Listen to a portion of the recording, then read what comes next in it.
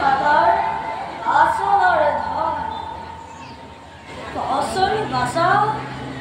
তোর মুখের বলো কেমন দূর পালহি আমি পিতা আমি ইয়া অবস্থার দক্ষিণ প্রান্তর সীমামুড়িয়া অরণ্যর মাঝে আই তোর আমার জীবন একমাত্র সম্বল মাতৃ হইতে দেখিল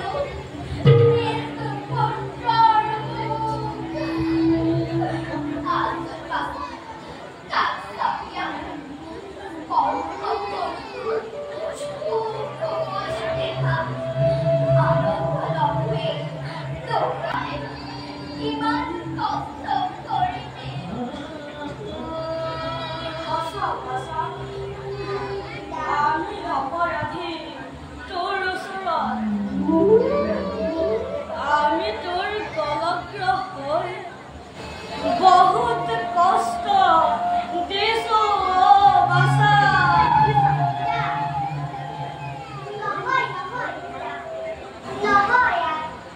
তোমালোকে তেনে কথা নকবা চৰণ সেৱা কৰাই জানো একমাত্ৰ কৰ্তব্য নহয় আপোনালোকক সেৱা কৰাটোহে মোৰ বাবে ইমান আনন্দ কথা এতিয়া আপোনালোকক মই বুজাম কেনেকৈ সেৱা কৰাৰ বয়স আছে এই কোমল বয়সত তই যে আমাৰ বাবে ইমান কষ্ট কৰিছ সেয়া আমি কেনেকৈ সহ্য কৰোঁ মইনো কি কষ্ট কৰিছোঁ যি তাৰ বাবে এই ৰ'দ দেখিছোঁ যি মাতৃয়ে দহ মাহ তলি গৰ্ভত ৰাখি পৰিশ্ৰমেৰে মোক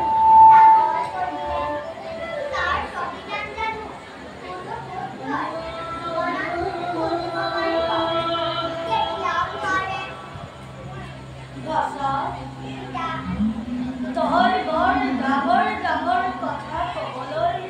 শিকিলি বাছা পিতা তোৰ সমনীয়াই হাঁহি ধেমালি ৰং ৰহস্যেৰে জীৱন উপভোগ কৰিছে সেই সময়ত তই আমাক জীয়াই ৰাখিবৰ বাবে